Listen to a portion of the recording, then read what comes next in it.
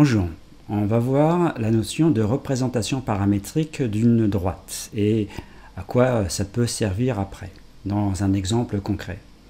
Donc au départ, on a un repère dans l'espace OIJK quelconque, il n'est pas forcément orthonormal, donc un repère OIJK quelconque, et on a une droite. Donc une droite est caractérisée par un couple point-vecteur, vecteur-directeur. Donc j'ai une droite ici. Je connais donc le point A avec ses coordonnées et un vecteur directeur avec ses coordonnées alpha, bêta, gamma. Bien, donc par définition, le vecteur, c'est un vecteur directeur, donc il est non nul. Donc il peut y avoir une ou deux coordonnées nulles, mais pas les trois. Et on veut caractériser le fait qu'un point M est sur cette droite-là. Donc ça, j'appelle la droite D, caractérisée par ces deux éléments. En fait, j'ai ce qu'on appelle ici un repère de la droite.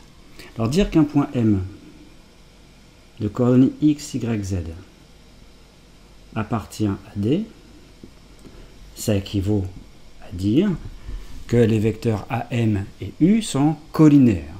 Donc ça veut dire qu'il existe un réel T tel que le vecteur AM est égal à T fois le vecteur U. Alors le vecteur AM, si M c'est A, ça veut dire que T vaut 0. Parce que là on a M qui est A. Donc pour n'importe quel autre point de la droite, on doit obtenir un réel T vérifiant cette égalité. Ça c'est la traduction de la collinéarité des vecteurs AM et U.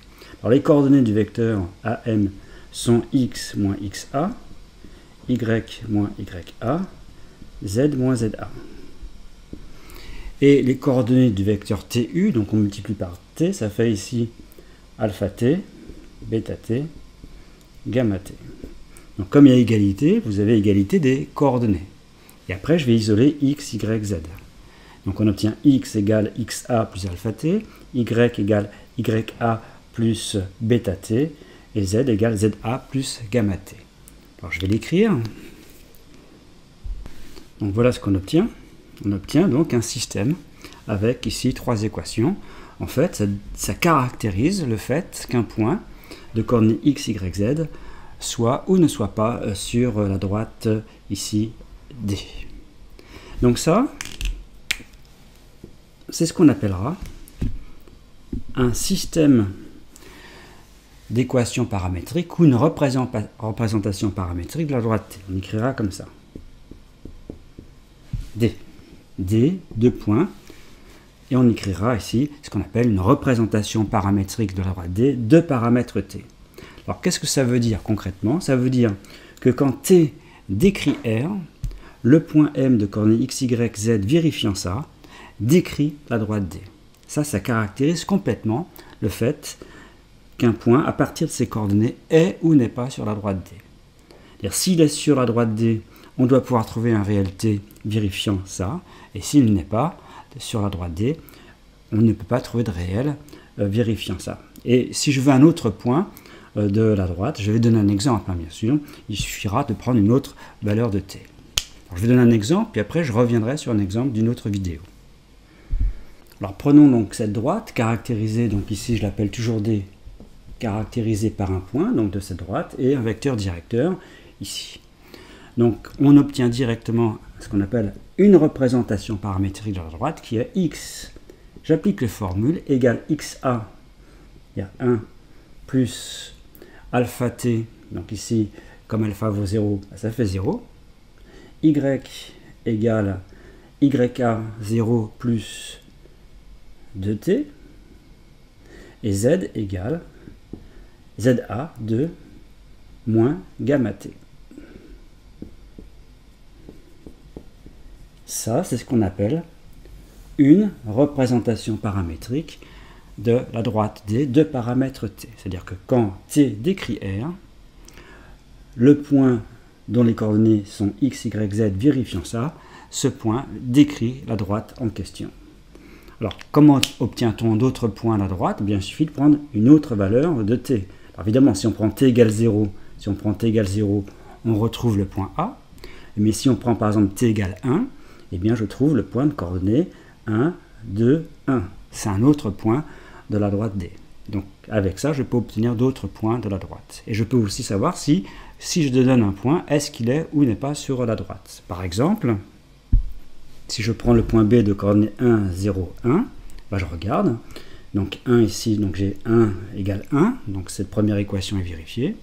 La deuxième équation, ça fait 2t égale 0, donc si je fais 2t égale 0, ça fait t égale 0. T égale 0, mais si je remplace t par 0 ici, bah ça fait z égale 2. Donc ici j'ai z égale 1, donc c'est-à-dire que je ne peux pas trouver de réalité vérifiant les trois équations ici. Donc B n'appartient pas ici à la droite D. Bon, alors réciproquement, alors là je donne cette fois-ci une représentation paramétrique d'une droite de paramètre t, et je veux donner des points de ces droites ou caractériser ces droites. Donc automatiquement, quand vous avez ça, vous avez un point. Donc le point, donc ici quel point appartient à cette droite-là, donc je l'appelle toujours D, cette droite. Eh bien, il suffit de prendre t égale 0. Donc si vous prenez t égale 0, vous avez le point de coordonnées 1, 1, 2. Et le vecteur directeur de cette droite, comment on l'obtient? On prend en fait les coefficients en t. Donc ici, vous avez moins 1, 1, ici 0, puisque c'est 0t. Donc là, ça vous donne un point et un vecteur directeur. Il suffirait de prendre t égale 1, par exemple, si on prend t égale 1, eh bien ça me donnerait ici, comme point, ça me donnerait donc 0, 2, 2, et après donc j'aurai le point B, et donc si j'ai deux points de la droite, bah, le vecteur AB, c'est un vecteur directeur. Donc quand vous avez ça, vous obtenez ça. Donc ça va dans les deux sens. Hein. On a un point et un vecteur directeur, ou deux points, on a une représentation paramétrique, et réciproquement, si vous avez une représentation paramétrique, vous avez autant de points que vous voulez, et un vecteur directeur, autant de vecteurs directeurs que vous voulez. Alors attention, il se peut que vous ayez ici une autre représentation graphique, représentation paramétrique, de la même droite. Pourquoi? Parce qu'une représentation paramétrique dépend du point et du vecteur directeur choisi. Donc si on change de point et de vecteur directeur, eh bien, évidemment, on va obtenir une autre représentation paramétrique de cette même droite, et c'est pas forcément évident que ce soit la même droite. Donc, on peut avoir deux représentations paramétriques différentes d'une même droite. Ça dépend donc de ce couple-là. Alors, je vais donner un exemple en revenant sur un exercice d'une vidéo précédente. Alors voilà l'exercice que l'on avait fait dans la vidéo précédente. On avait considéré le tétraèdre ABCD. Grâce à ce tétraèdre, on avait considéré le repère B, BC, BD, BA. B, BC, BD, BA, qui est donc un repère de l'espace. Et on avait pris les points I, J, K, L comme ça. I, c'est le milieu. J, ici, c'est au 2 tiers. L, ici, c'est au 2 cinquièmes. Et K, c'est au 3 quarts. Et donc, on avait déterminé les coordonnées des points I, J, K, L. Donc, ce qu'on va faire, on va prendre une représentation paramétrique de la droite IJ et une représentation paramétrique de la droite KL. Alors on avait démontré que ces quatre points étaient coplanaires, on va le faire également, mais d'une autre manière. Donc pour la droite IJ, le vecteur IJ, ses coordonnées sont, donc si on fait IJ, ça fait 0, 2 tiers, et 1 tiers, moins 1 demi, moins 1 sixième. Donc ça donne comme représentation graphique paramétrique de la droite IJ. Donc on fait, en prenant le point I et le vecteur IJ, ça fait X égale 0, Y égale 0 plus 2 tiers de T, et Z égale 1 demi moins 1 sixième de T. Ici on met T dans R. Donc le paramètre est cité. Donc ça, c'est une représentation paramétrique de la droite IJ. Donc je vais le marquer ici, une représentation paramétrique de la droite IJ. Je vais faire pareil après avec KL.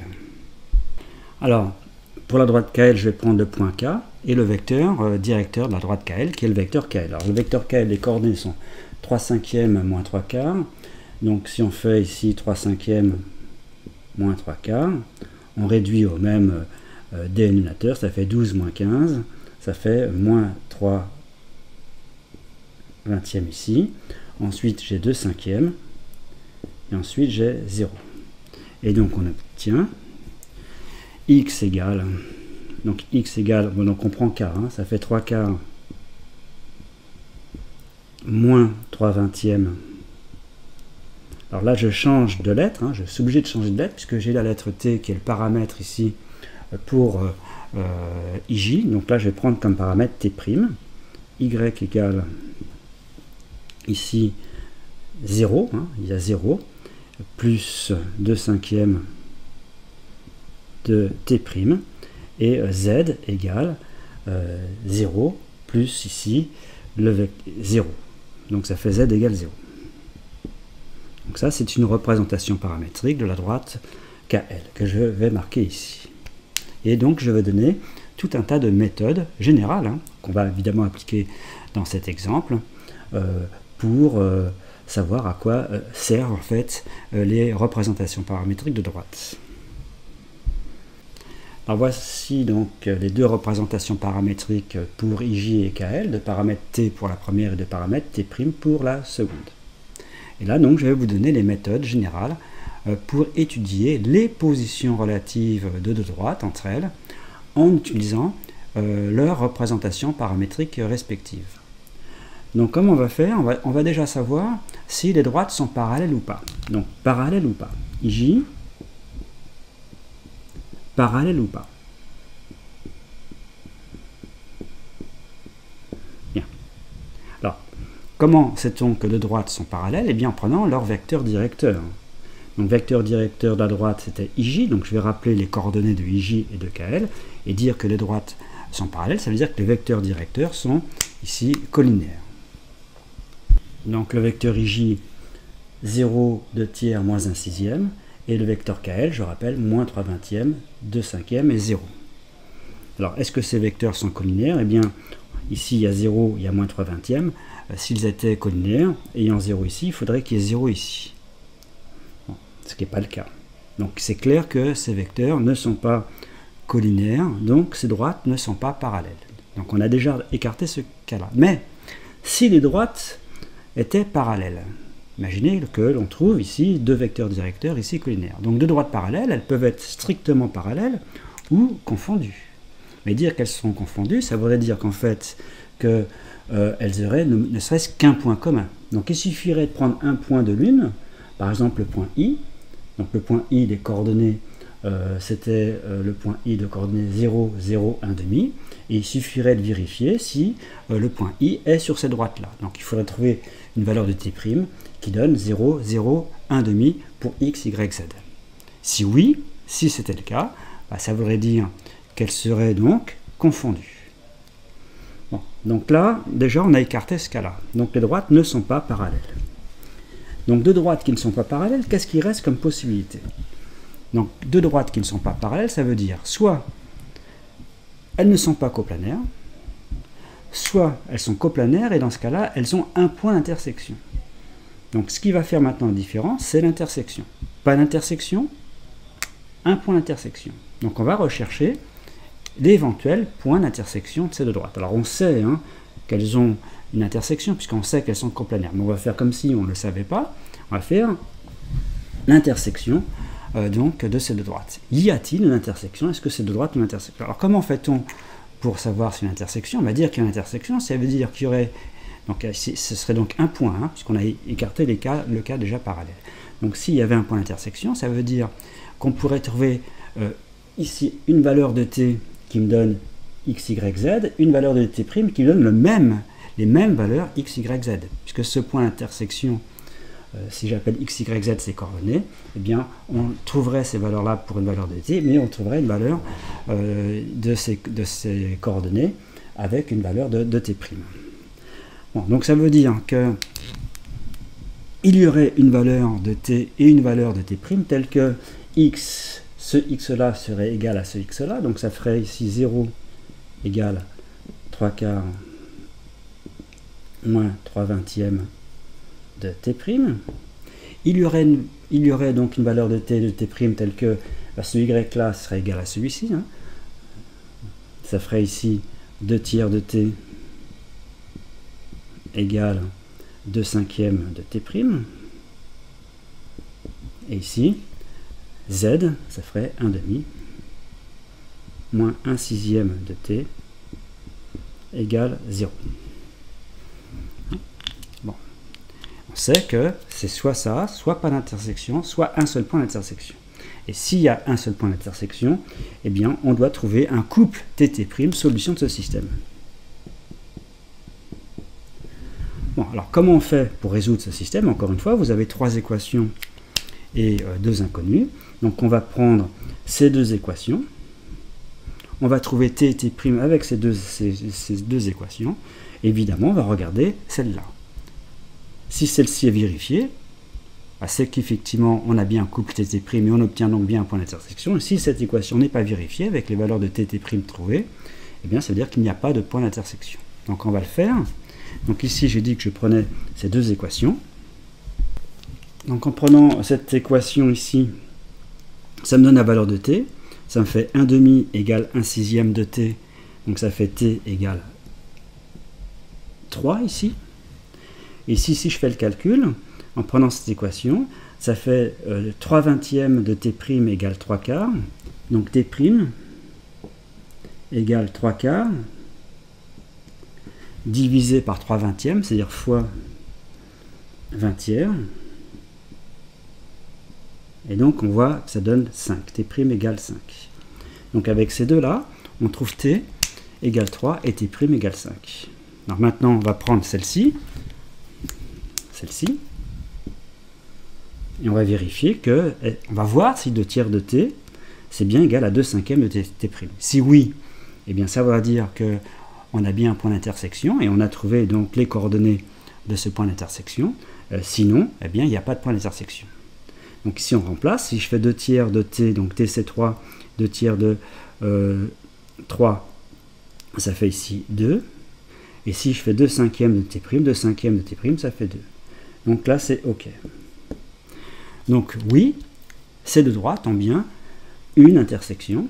Hein, et ce point d'intersection, quelles sont ses coordonnées? Alors pour obtenir ces coordonnées, soit je remplace t par 3 ici, soit je remplace t' par 5 ici, puisqu'on sait qu'il y a égalité dans ce cas-là. Donc on obtient comme point d'intersection, je vais appeler R. Donc je vais prendre par exemple t égale 3. Donc t égale 3. Donc ça fait 0. En prenant 3 ici, ça fait 2. Ici, en prenant 3, ça fait 1 demi moins 1 demi. Donc ça fait 0. En fait, vous voyez ici que z vaut 0, hein, obligatoirement ici. Donc le point d'intersection, ses coordonnées sont 0, 2, 0.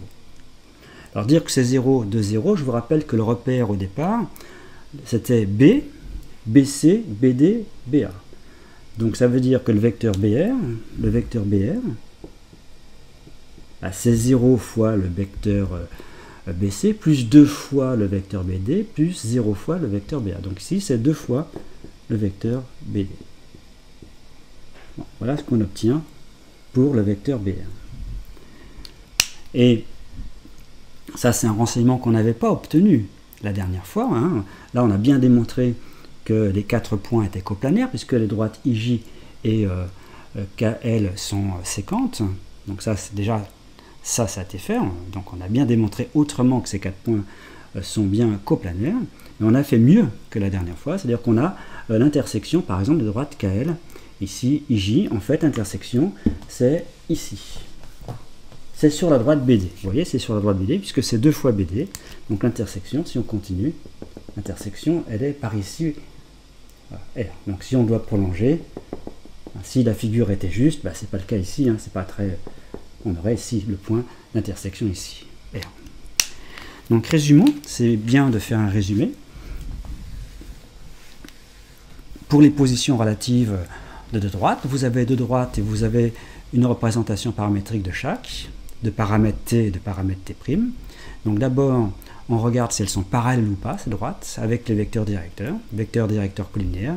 Si elles sont parallèles, on regarde si elles sont confondues. Il suffit de prendre un point de l'autre et regarder si ce point est sur l'autre. On prend un point de l'une et on regarde si ce point est sur l'autre.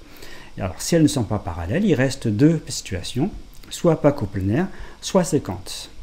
Donc on fait ce que je viens de faire, on fait le système en faisant x égale x, en prenant les deux représentations paramétriques. Donc ça vous donne en fait un système de trois équations avec t et t'. Si vous trouvez bien t et t', vérifiant les trois, c'est que s'il y a un point d'intersection, sinon il n'y a pas de point d'intersection. Donc on a tous les cas de position relative de droite entre elles grâce à leur représentation paramétrique.